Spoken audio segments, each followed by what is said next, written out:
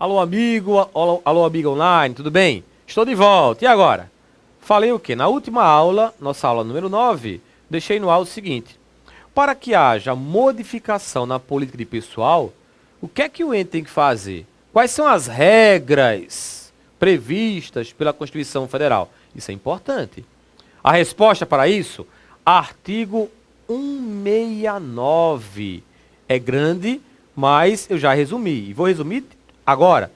Já resumi não, vou resumir agora. Então, quando a banca cobrar modificação na política de pessoal, lembrem-se, regra número 1, tem que ter crédito na LOA.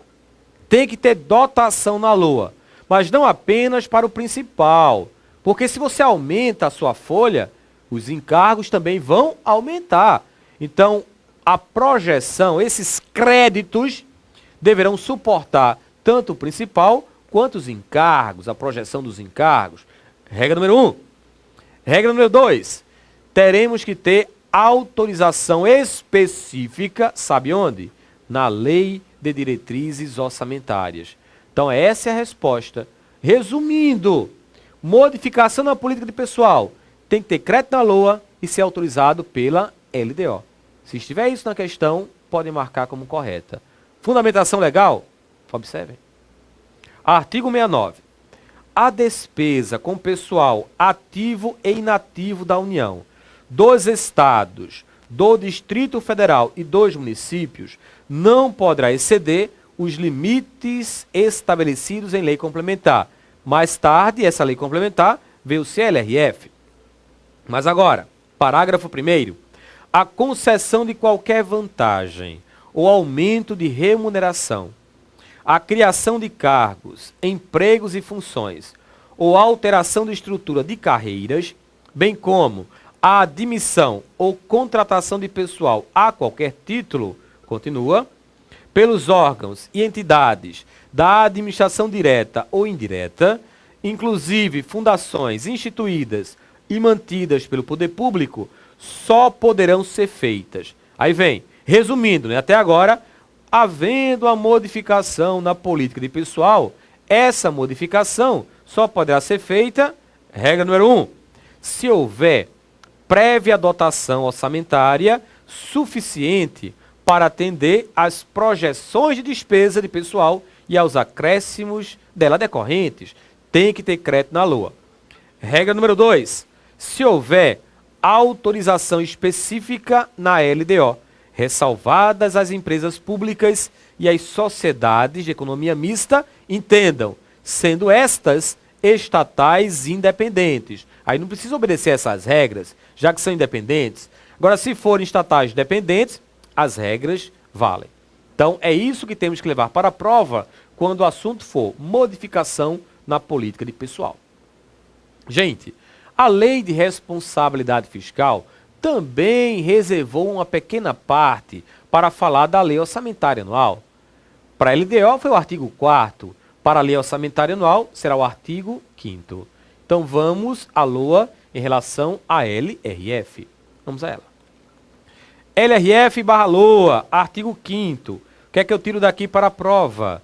O projeto de Lei Orçamentária Anual, elaborado de forma compatível com o plano plurianual e com a Lei de Diretrizes Orçamentárias e com as normas desta lei complementar.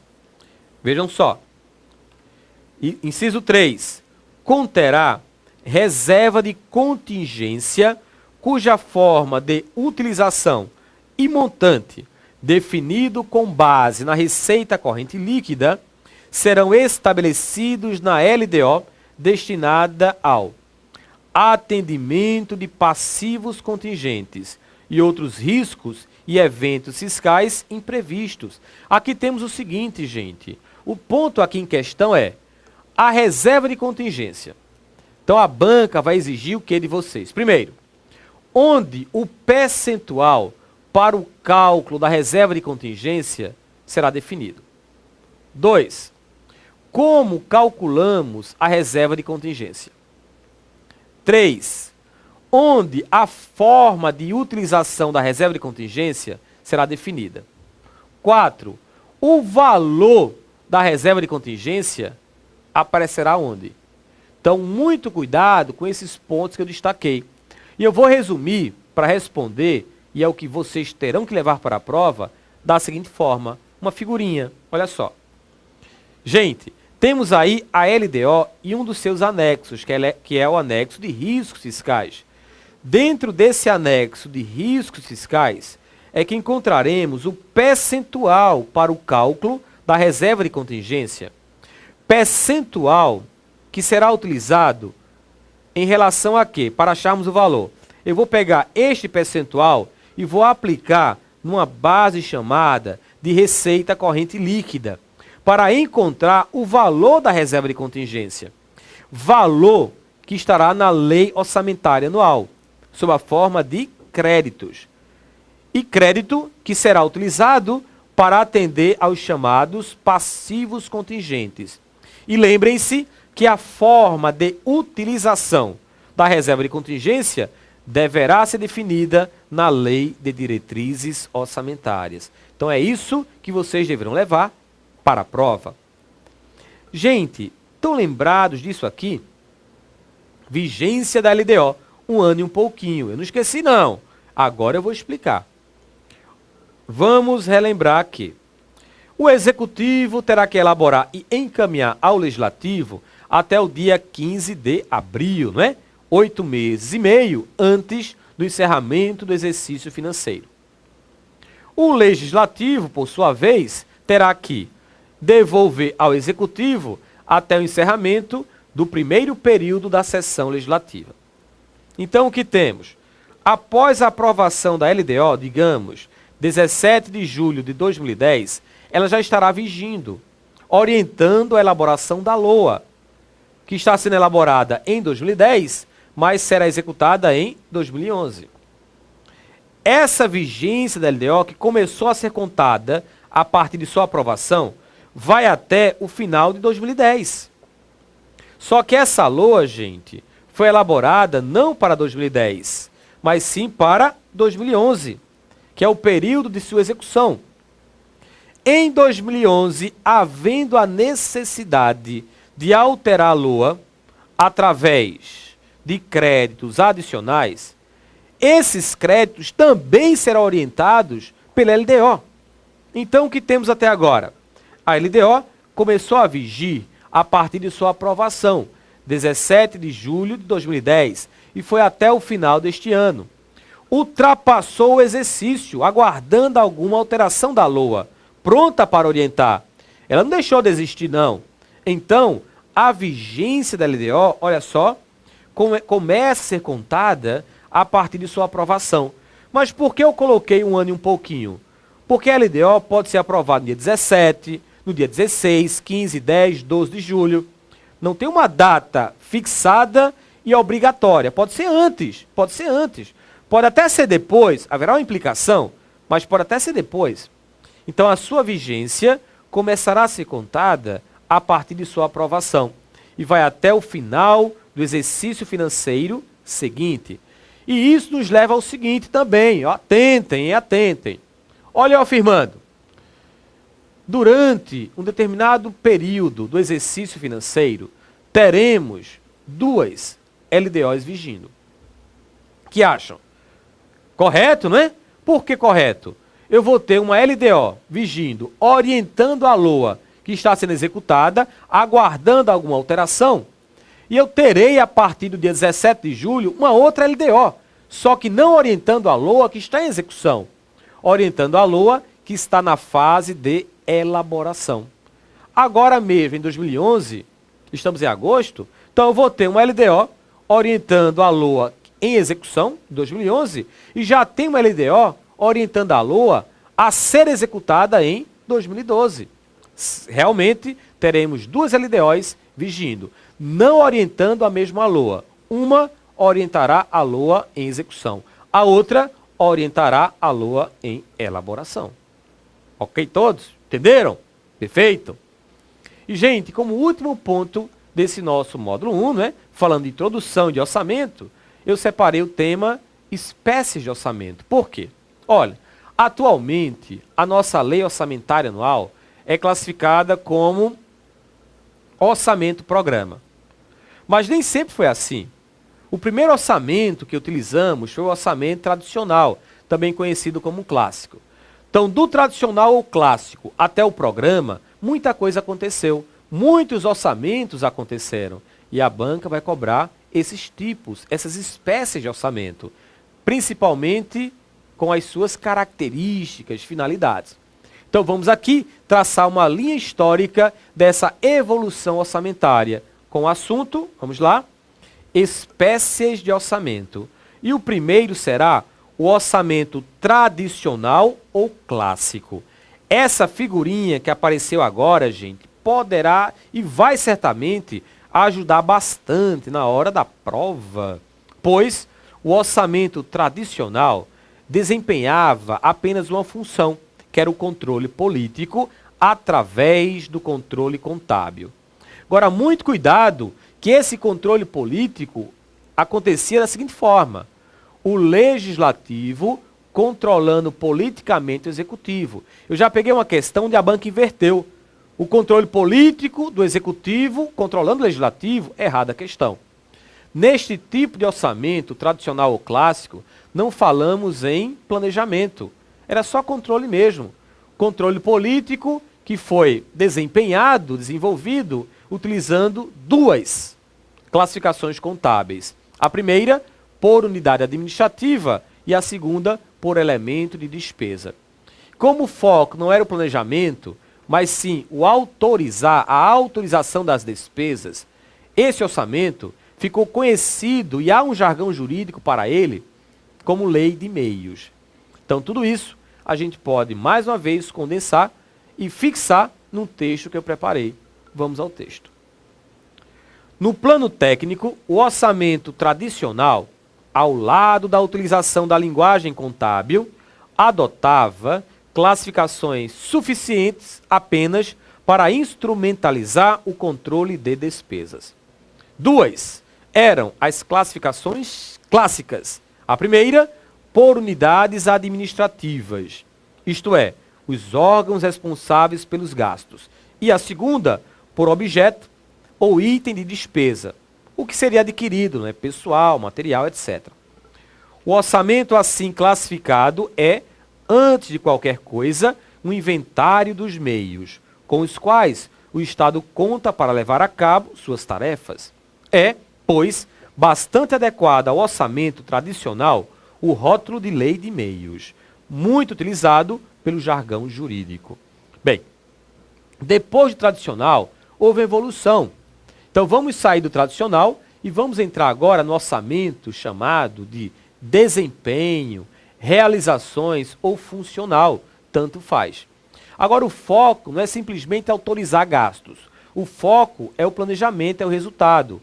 Então é muito parecido com o orçamento atual, que é o programa, mas ainda não poderá ser considerado como orçamento-programa, por quê? Porque ele está desvinculado de um planejamento centralizado. Neste tipo de orçamento que eu vou mostrar, o governo deixa apenas de focar o objeto do gasto e começa a focar o resultado. Ou seja, não interessa mais o que será adquirido, mas sim o que será feito, qual o resultado dessa aquisição. Estou falando, olha só, do orçamento por desempenho ou de realizações ou funcional. Neste tipo de orçamento, o gestor começa a se preocupar com o resultado dos gastos e não apenas com o gasto em si. Ou seja, preocupa-se agora em saber as coisas que o governo faz e não as coisas que o governo compra. Apesar de ser um passo importante, o orçamento de desempenho ainda se encontra desvinculado de um planejamento central das ações do governo. Então, sintetizando as suas características, as principais: evolução do orçamento clássico, foco naquilo que o governo faz, para que se destina a referida aquisição. Não pode ainda ser considerado um orçamento-programa, visto que lhe falta uma característica essencial, que é a vinculação ao sistema de planejamento. Então, mais um orçamento, né? Orçamento por desempenho, realizações ou funcional. Eu vou colocar aqui um outro orçamento que não aparece muito não. Raramente as bancas cobram, mas o raramente não quer dizer nunca será cobrado. Vamos agora falar de um orçamento onde ele começa com uma base, ele começa com um valor. E a partir da execução orçamentária, a partir do início do exercício financeiro, alguns ajustes serão colocados. São os chamados ajustes marginais. Eu começo com a base e depois vou alocando, ajustando as despesas em relação àquilo que está acontecendo. E como há esses ajustes marginais que representam um incremento ao longo do exercício, esse orçamento recebeu a nomenclatura de orçamento incremental, que não se preocupa muito com a eficácia, eficiência, planejamento dos gastos, não. Já que você começa com uma base fixa, mas a banca poderá cobrar característica desse orçamento. Qual? Orçamento incremental. Olha o que eu preparei. Para o orçamento incremental, ou o orçamento incremental, é quando a definição dos montantes de recursos a serem alocados para os programas, ações, órgãos ou despesas se realiza mediante incorporação de acréscimos marginais em cada item de despesa, mantendo-se o mesmo conjunto de despesas do orçamento anterior, ou com pequenos ajustes. Este orçamento não privilegia a eficiência do gasto e a evolução da ação governamental. Vamos evoluir e chegaremos agora no orçamento base zero, também conhecido como OBZ ou simplesmente por estratégia. Gente, para esse orçamento eu sempre gosto de colocar um exemplo para entendermos o seu objetivo, a sua finalidade. Vamos lá. Imagine que eu sou uma unidade orçamentária e vou pedir, solicitar ao meu órgão superior o meu orçamento para o próximo ano. Aí eu digo assim, a conversa vai acontecer mais ou menos assim. Eu chego para o órgão superior e digo, ô órgão superior, para 2012 eu estava precisando de 10 milhões. E o órgão superior, é mesmo isso? São 10 milhões, é? Queres 10 milhões? Eu quero 10 milhões. E o órgão superior, Wilson, você quer para quê? Aí é o seguinte, ó, não sei não. Mas eu já ganhei 10 milhões agora. Eu só quero repetir. Dá para me dar 10 milhões? Depois eu digo o que é que eu faço. A resposta mata o orçamento. O órgão superior, Wilson, é o seguinte. Não estamos mais vivendo na era do orçamento tradicional. Pois hoje, com este orçamento, não existem direitos adquiridos sobre verbas anteriormente outorgadas. Não é porque você ganhou 10 milhões em 2011 que já tem o direito de receber 10 milhões em 2012. Quer receber? Justifique seus gastos. Esqueça o passado. Projete o futuro, planeje. Eu só vou lhe entregar o numerário se você justificar os seus gastos. Porque neste orçamento, base zero, não existem direitos adquiridos sobre verbas anteriormente outorgadas. Depois desse orçamento, virá o programa. Então, o orçamento base zero é considerado uma técnica para a elaboração do orçamento programa. Quando se elabora o orçamento base zero, essa elaboração é feita através de pacotes de decisão. Lembrem-se disso. Submetidos ao chamado colégio de decisão. No orçamento base zero, gente, o que mais vai acontecer? Deveremos observar alguns princípios básicos, como o planejamento, a economicidade, a projeção para as despesas, tudo isso no orçamento base zero. Tem texto, Wilson? Claro que tem. Telinha. O orçamento base zero é um instrumento de planejamento que obriga a demonstração e fundamentação de cada administrador para os recursos solicitados. Neste tipo de orçamento, todos os projetos e atividades devem ser detalhados e relacionados, obedecendo a uma ordem de importância. Continua ainda. Seus objetivos principais são: 1. Planejamento orçamentário para o próximo exercício. 2. obediência ao princípio da economicidade da elaboração do orçamento. 3. Estabelecimento de um planejamento estratégico, procurando identificar as necessidades do órgão. 4. Acompanhamento sistemático dos programas. 5.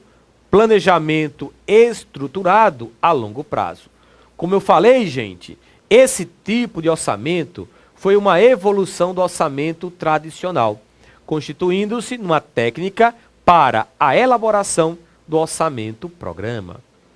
O orçamento base zero é basicamente um orçamento por programas. Utiliza-se de todo o processo operacional de planejamento e orçamento, fundamentado na preparação de pacotes de decisão, para a escolha do nível de objetivo ditado pela ponderação da equação de custos e benefícios. Esse pacote de decisão será submetido a quem? Bem, o pacote de decisão será submetido ao colégio de decisão, que é o nível organizacional que os classifica. A priorização pode ser feita em diversos escalões, antes que toda a organização seja classificada. Além disso, um pacote de decisão deverá ser preparado no nível de esforço mínimo, corrente e de expansão. Bem, então esse foi o orçamento que antecedeu o orçamento atual, que é o orçamento moderno, chamado de orçamento-programa. Gente, o orçamento-programa, diferente do orçamento tradicional, tem como foco principal o planejamento, a busca de resultados através de estabelecimento de objetivos e metas. O orçamento-programa é uma modalidade do orçamento em que as receitas sempre estarão vinculadas aos objetivos a serem alcançados. O orçamento-programa é chamado assim porque representa uma concepção gerencial, tendo em vista, dentro deste orçamento, encontrarmos os chamados programas de trabalho. Programas de trabalho que efetivamente foram implementados a partir do PPA de 2000 a 2003, por conta do Decreto Federal 2829/98. Desde 64, temos orçamento-programa, mas não com a cara de hoje. Hoje, a cara atual do orçamento-programa começou a ser concebida em 2000, apesar de a 4320/64 já ter criado o orçamento-programa. Então, gente, essas características, quando juntadas, quando condensadas, só poderá resultar no orçamento-programa. E quando falamos em planejamento, resultado, há uma cobrança maior. O controle interno, quando e externo também, principalmente o externo, quando ele vai avaliar os resultados daquele orçamento, ele vai atrás de quê? Dos 4 E's. É da eficácia, é da efetividade, é da economicidade e o é da eficiência. Então, o controle visa avaliar exatamente isso, esses 4 E's. E o orçamento-programa, quando organizado também, desenvolveu classificações orçamentárias. Poderemos citar aqui 2 principais, a funcional e a programática. E depois de tudo isso, a gente pode entrar no chamado orçamento-programa, que eu preparei para a gente. Olha só. Orçamento-programa ou orçamento por programas, tanto faz.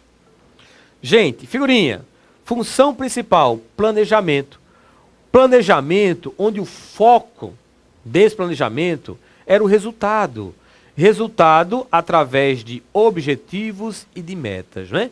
Diferente do orçamento tradicional.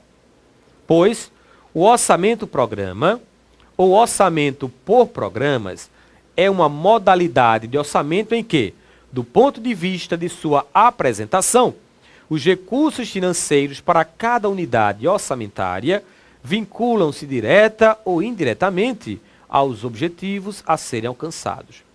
Chamo muita atenção para esses pontos que eu vou destacar. Ponto 1. A partir de 64, com a edição da Lei 4320/64, marco divisor entre os orçamentos tradicionais ou clássicos e os orçamentos de desempenho ou realizações, o governo brasileiro começa a utilizar o orçamento-programa. 2. O orçamento-programa é uma concepção gerencial do orçamento público. 3. A expressão orçamento-programa é usada genericamente para designar o fato do orçamento conter o programa de trabalho da administração pública. 4. Foi somente após a edição do Decreto Federal número 2829/98 e das demais normas que disciplinaram a elaboração do PPA 0003 e dos orçamentos anuais a ele vinculados, que os esforços de implantação do orçamento-programa na área federal tiveram efetivamente o seu início. Então aqui temos as principais características do orçamento-programa. Wilson, na prova, se eu não tiver com muito espaço aqui vazio no meu HD, já estudei tanto, tem tanta coisa. Se eu tiver que escolher algum orçamento, o que é que você recomenda? Gente, o que mais cai em prova de concurso, os tipos de orçamento, aqueles que mais são explorados, são os orçamentos tradicional e o programa. O primeiro e o último. E por conta disso, o que é que eu preparei para a gente? Vou mostrar agora. Uma tabelinha. Uma tabelinha de um lado temos o orçamento, características do orçamento tradicional e do outro lado, características do orçamento programa. Porque esses dois são os que mais aparecem em provas de concurso. Vamos à tabela? Tela. Tradicional versus moderno. Olha só. No orçamento tradicional, o processo orçamentário é dissociado dos processos de planejamento e programação. Então, quando a banca falar em planejamento, programação, podem descartar o tradicional. Agora, para o moderno, o orçamento é o elo entre o planejamento e as funções executivas da organização. Falou em planejamento? Fora tradicional. Falou em planejamento? Dentro o orçamento moderno. Bem, tem mais? Tem. Orçamento tradicional. A alocação dos recursos visa a aquisição de meios. Tanto é verdade que há um jargão jurídico, um apelídio para ele, onde trata o orçamento tradicional como lei de meios. Então, orçamento tradicional. A alocação dos recursos visa a aquisição de meios. Já no orçamento moderno, a alocação de recursos visa a consecução de objetivos e metas. Estão percebendo a diferença? Porque o primeiro, gente, era só um controle político. O segundo não, né? O segundo, que é o moderno, ele já buscava o quê? O planejamento, o resultado através de objetivos e de metas. Temos mais? Temos sim. Tradicional. As decisões orçamentárias são tomadas tendo em vista as necessidades das unidades organizacionais. Do tipo, está precisando de quanto? Está precisando disso? Tome. Não havia planejamento. Já no moderno, as decisões orçamentárias são tomadas com base em avaliações e análises técnicas das alternativas possíveis. Mais característica tradicional, a estrutura do orçamento dá ênfase aos aspectos contábeis de gestão. Então, quando falar em contabilidade, aspectos contábeis é o tradicional. Já o moderno, a estrutura do orçamento está voltada para os aspectos administrativos e de planejamento. Mais, tradicional, principais critérios classificatórios, unidades administrativas e elementos. E no moderno, principal critério de classificação funcional programático. Tradicional, inexistem sistemas de acompanhamento e medição do trabalho, assim como dos resultados. Ou seja, não há indicadores. No moderno, utilização sistemática de indicadores e padrões de medição do trabalho e dos resultados. E por fim, orçamento tradicional, o controle externo, visa avaliar a honestidade dos agentes governamentais e a legalidade no cumprimento do orçamento. Já no moderno, quando o Tribunal de Contas vai em cima, ele cobra sempre a eficiência, a eficácia, a efetividade e a economicidade das ações governamentais. E dessa forma, fechamos o módulo 1 com toda a parte teórica. Quando eu voltar na próxima aula, resolveremos algumas questões da Fundação Carlos Chagas. Mas isso na próxima aula, se Deus quiser. Até lá.